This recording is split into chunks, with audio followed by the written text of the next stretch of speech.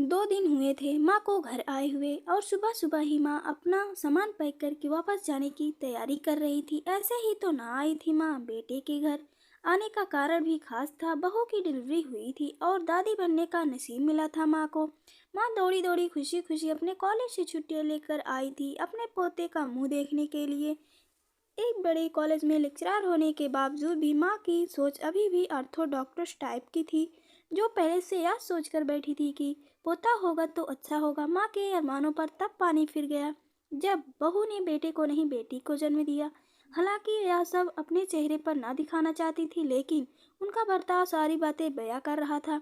माँ को वापस जाने की तैयारी करता देख बेटा माँ के पास आया और माँ से बोला, माँ 2 दिन तो हुए हैं मैं तुम्हें आने को और तुम जाने की तैयारी कर रही हो। अरे बेटा, तुम तो जानते ही हो कॉलेज फिर से शुरू हो गए हैं।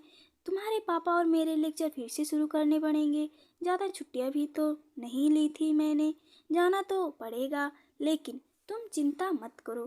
थोड़े ही दिन बाद मैं और तुम्हारे पापा वापस आएंगे। अगले दिन सुबह सुबह माँ नहा धो करके जाने के लिए तैयार थी। बेटा किचन से चाय बनाकर माँ को देता है और माँ बेटे को बहू और पोती के बारे में पूछती है।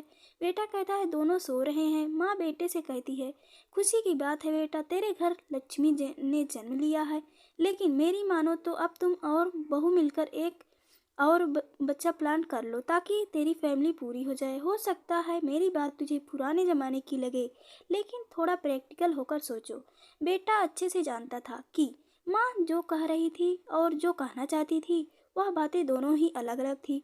बेटे ने अपने जेब से अपना फ़ोन मोबाइल निकाला और उसमें कई मैसेजेस माँ को दिखाए और बोला, देखो माँ, तुम्हारी बात तुमसे पहले यहाँ दर्जनों लोग मुझसे मैसेज में कह चुके हैं। हर कोई डायरेक्टली या फिर इनडायरेक्टली मुझे यही कहने की कोशिश कर रहा है कि बेटा हो तो अच्छा होता, या फिर आगे बेटे के लिए ट्राई करो। माँ, तुम चाहे जो भी मुझे समझाने की कोशिश करो, लेकिन मैं यही कहूँगा कि तुम और पापा दोनों अभी पुरानी सोच पकड़े हुए हो। और ऐसा मुझे इसलिए कहना पड़ रहा क्योंकि अगर मुझे बेटा हुआ होता तो इतनी जल्दी जाने की तैयारी ना कर रही होती और उसे अपने हाथों में लेकर यहाँ वहाँ खिला रही होती, और पापा भी यहाँ होते।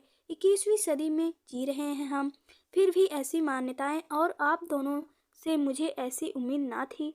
आप हजारे बच्चों को लेक्चर देते हो और खुद इस तरह के विचार करते हो। अगर आपसे मत होगी और बेटी दोनों होंगे तभी फैमिली कंप्लीट होगी।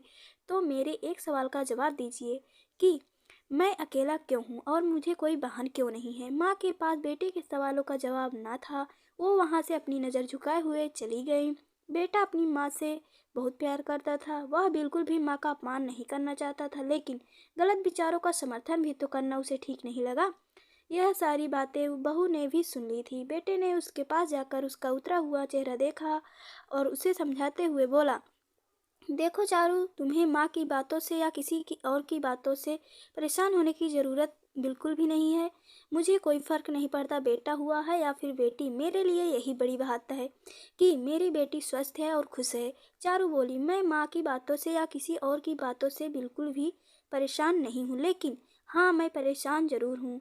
मैं एक समाज सेविका हूँ और मुझे हर दिन कई लड़कियों से मिलती हूँ, और अचरज की बात यह है कि मुझे आज तक एक भी लड़की ने ऐसी नहीं मिली जो कहती हो कि लड़की होने की वजह से उसे अलग अलग तरीके के ट्रीट न किए गए हों या कुछ सहना न पड़ा हो। मैं खुद एक औरत हूँ और इस बात का अनुभव मैंने भी किया है, और जब जब हमारे घर में भी एक लड़की ने जन्म लिया है तो मैं परेशान हूँ।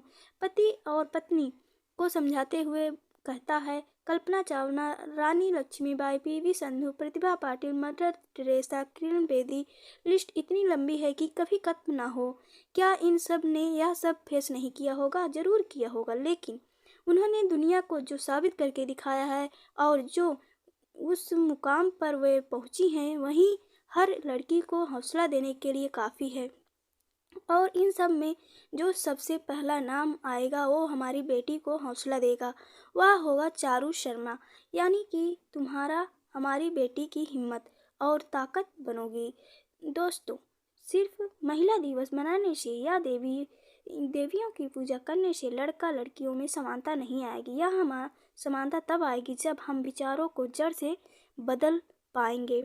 और मेरे प्यारे दोस्तों, कमेंट करके ज़रूर बताएं कि आप सभी को कहानी कैसी लगी और क्या सीख मिली। मिलेंगे अगली कहानी में, तब तक के लिए बाय बाय।